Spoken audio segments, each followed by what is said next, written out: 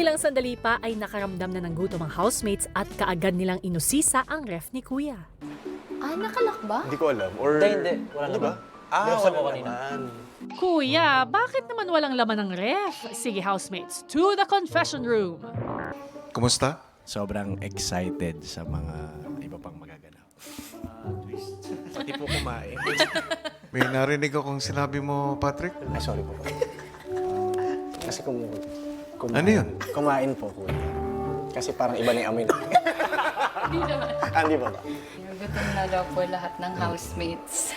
Dahil dyan, meron akong inihanda. Pero, para ito, sa inyong mga kasamahan lamang. Okay lang ba yan, Patrick? Opo, kuya. Naka-diet po talaga ako ngayon, kuya. Sabi mo yan, ha?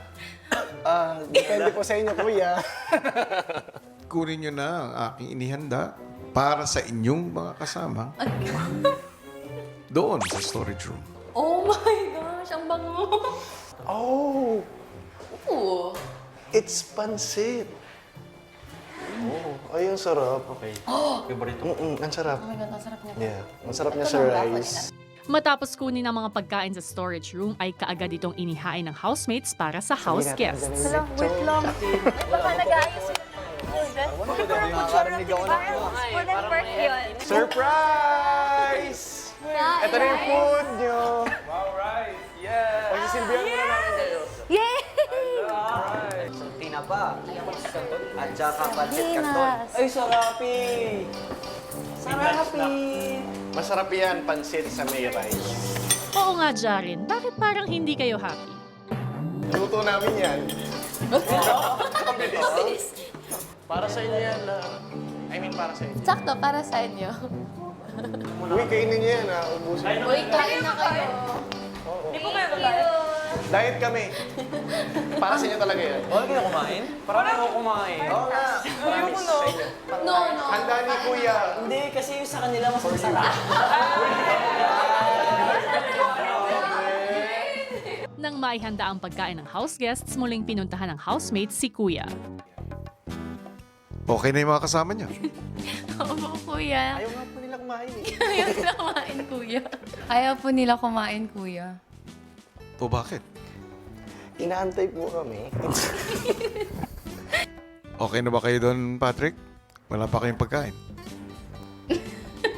Ikaw, okay ka ba? Ako ako eh. Okay lang ako. Ako. Oo, pero si Just tumutulong ng laway. Siyempre naman, official housemates.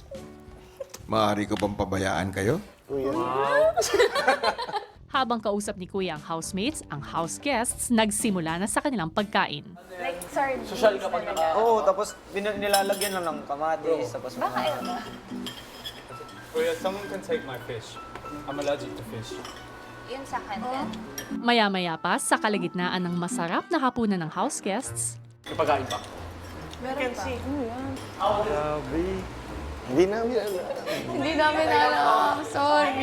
Bigyan ng karapatan. Uy. Bigyan ng karapatan. Rin, ano nangyari? Bakit parang nasasaniban ka dyan?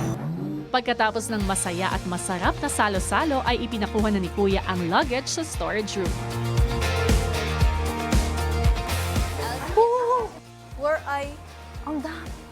Saan ako mag-e-slip? Pwede ka dito. Ala, wow. Okay, go. Ang ganda. Ang girly-girly. Uy, may pang ano, oh. Na-miss ko yun. Wash ng face. I don't think so. Wow, pag-skincare na tayo. Mas bata ka naman. Meron ba? I'll take this one. If walang pangalan. If walang pangalan. If walang pangalan. Matapos makapag-ayos ng kani-kanilang gamit ay pinaghanda na ni Kuya ang lahat para matulog.